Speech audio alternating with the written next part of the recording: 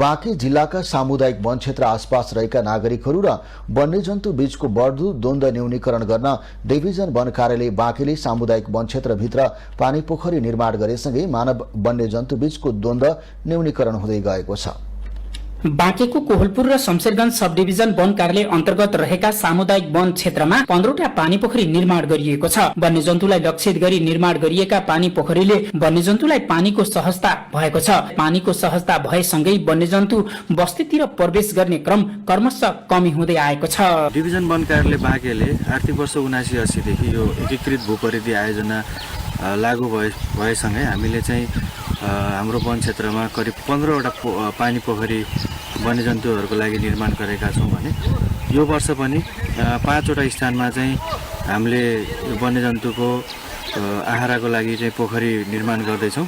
यो वर्ष हामीले बनाउने सम्पूर्ण पोखरीहरूमा चाहिँ 12 महिना पानीको सुविधा हुने गरी चाहिँ निर्माण गर्नको लागि सोच बनाएका छौँ र केही पोखरी बनिसकेका छन् भने केही पोखरीहरूमा चाहिँ यो सोलर पम्पिङको काम सुरु भएको छ। यी पोखरीहरू निर्माण भएसँगै वन्यजन्तुहरूलाई चाहिँ वन क्षेत्रभित्रै पानीको स्रोत व्यवस्थापन भई मानव वन्यजन्तु द्वन्द्व समेत न्यूनीकरण हुने चाहिँ हामीले अपेक्षा राखेका छौँ। सामुदायिक वन क्षेत्रभित्र सुक्खा हुने र पानीको अभाव हुँदै आएको अवस्थामा इलम परियोजनाको सहयोगमा कृत्रिम पानी पोखरी सामुदायिक वन क्षेत्रभित्र निर्माण गरिएको हो। सामुदायिक वन क्षेत्रभित्र सुक्खा हुने र पानीको अभाव हुँदै आएको अवस्थामा इलम परियोजनाको सहयोगमा कृत्रिम पानी पोखरी निर्माण भएसँगै वन्यजन्तुका लागि सामुदायिक वन क्षेत्रभित्र कृत्रिम पोखरीको व्यवस्थापन भएपछि वन्यजन्तुलाई पानीको सहजता भएको छ। पोखरी देखिरहनु भएको छ। यसमा पहिला योभन्दा हाम्रो यो चाहिँ विशेष गरी यो सुक्खा छ, यहाँ सिमसार क्षेत्र छैन। त्यो हुनाले चाहिँ यहाँका जनावरहरू पहिला विगतमा चाहिँ यो पोखरी हुनुभन्दा अगाडि बस्तीमा जाने पानीको लागि चाहिँ विशेष गरी बस्तीमा जाने, बस्तीमा चाहिँ गएर खेती गर्ने टाइपको कामहरू भइरहेको थियो। त्यो बाहेक चाहिँ यो हाम्रो यहीँ नजिकै सिक्टा नहर छ। त्यो सिक्टा नहरमा पनि जनावरहरू जाने, त्यहाँ गएर जनावरहरू दुर्घटना हुने थियो विगतमा। अहिले चाहिँ हामी यो पोखरी चाहिँ इलाम प्रोजेक्टको सहयोगमा निर्माण भएदेखि अहिले जनावरहरू चाहिँ विशेष गरी देख्नुभएको छ यहाँ खाइरहेछ। जनावरहरू चाहिँ यो पानी खाने यहीँ आउने, यहीँ रोकिने र अहिले बस्तीमा जाने पनि जनावरहरू कम भइरहेको अवस्था छ। त्यसो हुनाले चाहिँ यो पोखरी बनेदेखि हामीलाई धेरै सहयोग भएको छ र यहीँ हामी छेउमै घाँसे मैदान पनि बनाएका छौँ। यहीँ पानी खाने, यहीँ घाँसे मैदानमा चलचरण गर्ने भएर जनावरहरू यतातिर चाहिँ अहिले चाहिँ राम्रोसँग यतातिर बस्ने, यति चलचरण गर्ने र बस्तीमा बस्न चाहिँ अलिक कम भएको छ।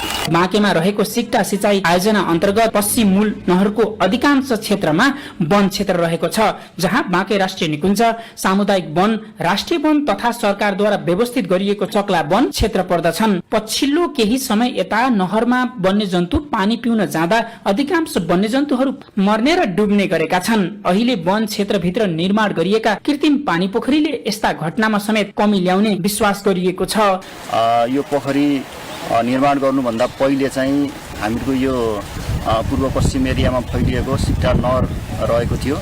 उक्त नहरमा चाहिँ वन्यजन्तुहरू यो गर्मीयाममा चाहिँ जाने पानीको खोजीमा र त्यहाँबाट बाहिर निस्कन नसक्ने अवस्था रहेको थियो।